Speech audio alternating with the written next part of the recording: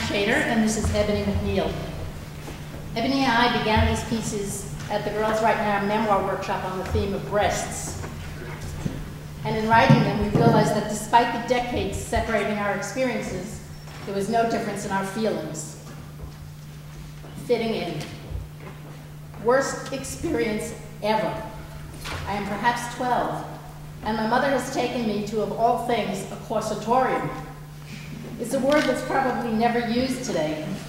A shop of old women, flabby arms, talcum powder, a place full of practical bras crammed into dusty boxes.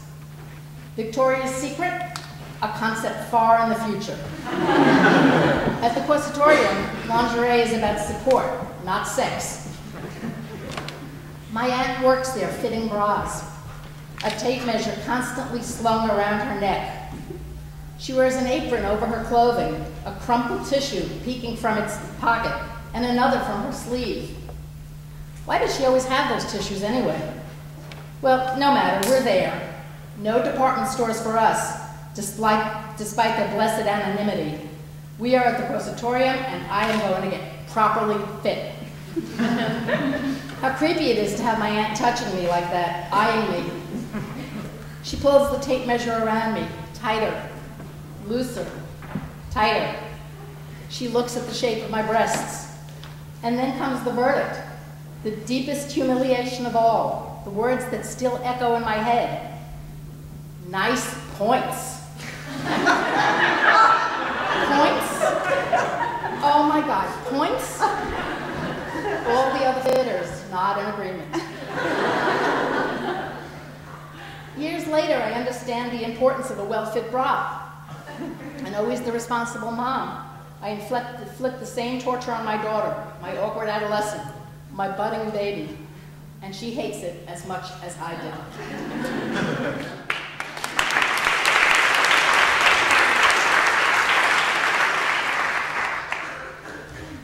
Growing up now. I was 10 years old and I was in my grandma's room, standing in front of the mirror, looking at myself. I noticed that the left side of my chest was bigger than the right side of my chest. I started to get worried because I didn't know why it was like that. Then I just forgot all about it and started jumping on the bed. And I started to twist and turn all around the bed. Then I heard my grandma yelling. She said, "Ebony, stop jumping on that bed before I spank your behind." I jumped off of the bed and ran into the living room where my grandma was. I hopped on the couch and started to jump. She said, "Stop jumping on the couch," but I didn't listen. Then she said, "Are you hard of hearing?" I got off of the couch and lifted up my shirt and told her my left chest was bigger than the right one, and I didn't know why it was like that. Then I told her something is wrong with me.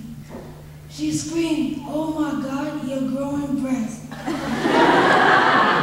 We have to go and get you a training bra. I put on my jacket and we walked to Kids Town on Ocean Avenue. That was where you get the cheapest training bras from. While we walked down the street, she explained to me that breasts are a part of a female's body and that they only grow when you're a certain age. I was so embarrassed. I asked her why was she talking so loud out in public.